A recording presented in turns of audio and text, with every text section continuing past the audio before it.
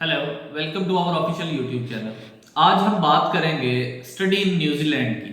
अब न्यूजीलैंड का जो ऑप्शन है वो इसलिए लोगों के जहन में आ रहा है, या इससे पहले इसकी इतनी हाइप नहीं थी क्योंकि ऑस्ट्रेलिया वीजास ग्रांट कर रहा था और ऑस्ट्रेलिया के होते हुए न्यूजीलैंड में बहुत कम जो एप्लीकेशन थी वो राउट हो रही थी, या बहुत सारे लोगों को इवन पता भी नहीं था कि हम न्यूजीलैंड की ऑप्शन को भी चूज कर सकते हैं। न्यूजीलैंड की ऑप्शन जो है उसका सबसे जो इंटरेस्टिंग पॉइंट है वो ये है कि आपने वीजा जो है वो जब आपका अप्रूव होना है आपने फी तब पे करनी है यूनिवर्सिटी की।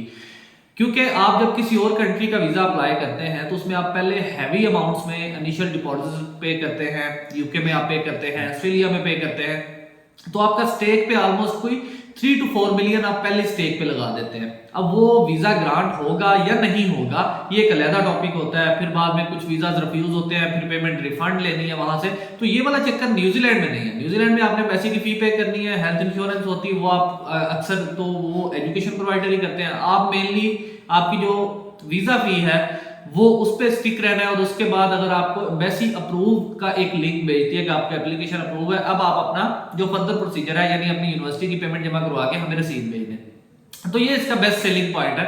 बाकी हम इसका डिस्कस करेंगे कि ये वीजा कितनी देर का होता है, इसमें पीएसडब्ल्यू की क्या सिचुएशन है, कितनी फी है, प्रोसेस टाइम क्या है, कोर्सेज कौन कौन से हैं, ये हम वन बाय वन जो है इस वीडियो में डिस्कस करेंगे।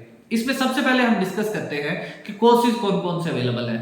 कोर्सेज इनके पास फाउंडेशन भी है, इनके पास डिप्लोमा कोर्सेज भी हैं, बैचलर्स के हैं और पोस्ट ग्रेजुएशन के हैं। अब इसमें आपके पास आपकी जो रेलिवेंट डिग्री होगी प्रीवियस, आप उसके अकॉर्डिंगली इसको जज कर सकते हैं। नॉर्मली अगर आप जनरल बात करें तो अंडर ग्रेड और पोस्ट ग्रेड के लिए आपकी अंडर ग्रेड में आपके मिनिमम जो है प्रीवियसली इंटरमीडिएट है आपका, तो आपके 45% से अबव मार्क्स होने चाहिए, तो देन आपके पास कुछ ऑप्शंस आती हैं कॉलेजेस की। अगर आप यूनिवर्सिटी में जाना चाहते हैं तो आपकी अप टू 50% होने चाहिए, तो देन यूनिवर्सिटी की ऑप्शन मिल जाती है। इसी तरह से पोस्ट ग्रेजुएशन में 60% आपकी 4 इयर्स बैचलर में पाकिस्तान में हो तो देन आप मास्टर्स के वहां पे कोर्स में एडमिशन ले सकते हैं।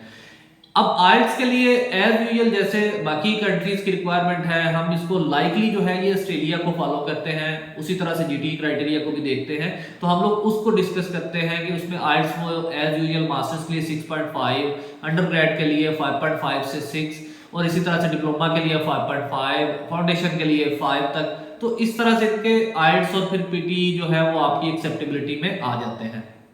अब अगर हम बात करें तो ये ऑलमोस्ट अप टू 4 इयर्स तक जो है ये वीजा मिलता है, यानी आपको वहां पे रहने की इजाजत होती है, आपने उसके बाद जो है आपने किसी न किसी रोड पे जाना है। दूसरा हम अगर इसकी बात करें पीएसडब्ल्यू की, जो पोस्ट स्टडी वर्क है वो आपको 3 साल का मिलता है, जो कि बाकी कंट्रीज में की निस्बत जो है इसमें पॉजिटिव है कि ये 3 साल का पीएसडब्ल्यू आपको मिल जाता है। वीजा फी की बात करें तो 430 न्यूजीलैंड डॉलर्स जो इसकी है वो वीजा फी है, ठीक है। अब इसके साथ एक चीज है हेल्थ इंश्योरेंस, जिसको हम कहते हैं।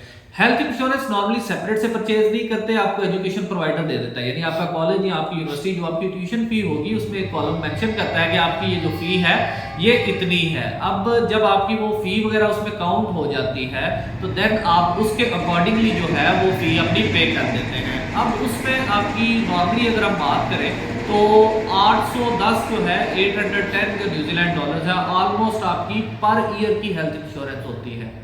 और आपका जो कोर्स होता है उसके अकॉर्डिंगली आप उसको डिवाइड कर सकते हैं, 2 इयर्स का है तो उसके अकॉर्डिंगली होगी, 1.5 ईयर का है तो उस तरह से होगा। तो ये हेल्थ इंश्योरेंस की बात आ गई। दूसरा इसके साथ आती है लिविंग कॉस्ट। लिविंग कॉस्ट इसकी 1 साल की 20,000 न्यूजीलैंड डॉलर है, ठीक है।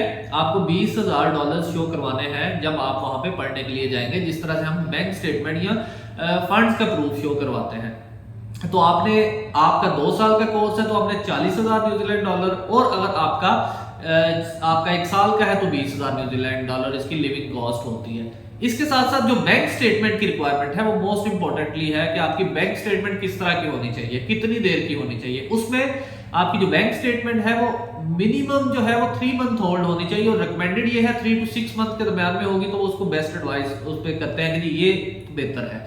और उसमें एक चीज ये है कि आपका जो डिपॉजिट है वो अगर 2000 न्यूजीलैंड डॉलर से ज्यादा का डिपॉजिट है, यानी हम इसको रफली अगर हम बात करें तो अगर आपका कुछ 4 लाख से ऊपर का डिपॉजिट है या 3.5 लाख से ऊपर का डिपॉजिट है तो आपको वो जस्टिफाई करना है कि ये पैसे कहां से आए हैं। आप इसी तरह से जैसे आप जीटी में जस्टिफाई करते हैं कि ये पेमेंट्स कौन दे रहा है, स्पॉन्सर कौन कर रहा है, पैसे कहाँ से आए हैं, किसके पैसे हैं और इसके पीछे रूट्स क्या है। तो इसी तरह से आप जब अपनी बैंक स्टेटमेंट लगाते हैं तो आपने बताना है कि ये पैसे मुझे मेरे फादर ने दिए, उसमें आपके क्या सेल किया, क्या वहां से पैसे आए, फादर के अपने पास इनकम सेविंग में थी तो वहां से आ गई। तो ये सारी आपने ट्री मैनेज करनी है और इसी तरह से आपने इसका डिपॉजिट। लेकिन बैंक स्टेटमेंट भी 3 मंथ से पुराना आपका अकाउंट होना चाहिए, जिस अकाउंट को आप साथ में फंड्स के तौर पे जो है वो मेंशन कर रहे हैं। हम इसके प्रोसेसिंग टाइम की बात करें तो ये ऑलमोस्ट 3 to 8 वीक्स में आपका न्यूजीलैंड का जो वीजा अप्रूवल है वो आ जाती है इसी दौरान में, ठीक है। तो आपका जो कोर्स स्टार्ट डेट है उसमें रिकमेंडेड ये है कि आप ऑलमोस्ट 2 मंथ बिफोर आपके कोर्स स्टार्ट से पहले आप इसको लाजमी जो है वो अप्लाई करें। तो ये अगर हम जर्नल इसकी बात करें तो ये वो सारा प्रोसीजर है, ये वो सारे रिक्वायरमेंट्स हैं जो आपकी चाहिए। बाकी हम डॉक्यूमेंट्स की बात करें तो वो आपको भी पता है कि एसओपी चाहिए, आपके मैट्रिक टू ऑनवर्ड सारे डॉक्यूमेंट्स चाहिए, उनकी अगर कोई इंग्लिश ट्रांसलेशन है तो वो साथ में चाहिए होंगी, आपकी पासपोर्ट, प्रीवियस रिफ्यूजल हिस्ट्री, हर चीज़ आपने बतानी होती है। और देन आप उसके बाद आपको यूनिवर्सिटी जो है वो ऑफर लेटर देती है। अब ऑफर लेटर पे एक सेपरेट जो है कि कितनी टाइम में ऑफर लेटर आते हैं। नॉर्मली कॉलेज वगैरह का जो ऑफर है वो विद इन मंथ आ जाता है और यूनिवर्सिटी का जो है वो 1 मंथ से ज्यादा टाइम लेते हैं, 1.5 मंथ, और इवन कुछ यूनिवर्सिटी जो है 2 मंथ भी ले लेती हैं। और देन आप उसके बाद जो है वो अपना वीजा प्रोसेस करते हैं, वीजा अप्रूवल होता है तो फिर आप यूनिवर्सिटी को पे करते हैं उसकी फी और आपकी बाकी जो अलाइड कॉस्ट होती है, और देन उसके बाद जो है वो आप ट्रैवल करते हैं। तो ये न्यूजीलैंड के ओवरऑल आपके पास इंफॉर्मेशन है। आपको इसके हवाले से कोई और इन्फॉर्मेशन चाहिए तो आप हमें कमेंट में पूछ सकते हैं या इनबॉक्स में आप हमें मैसेज कर सकते हैं। Thank you so much.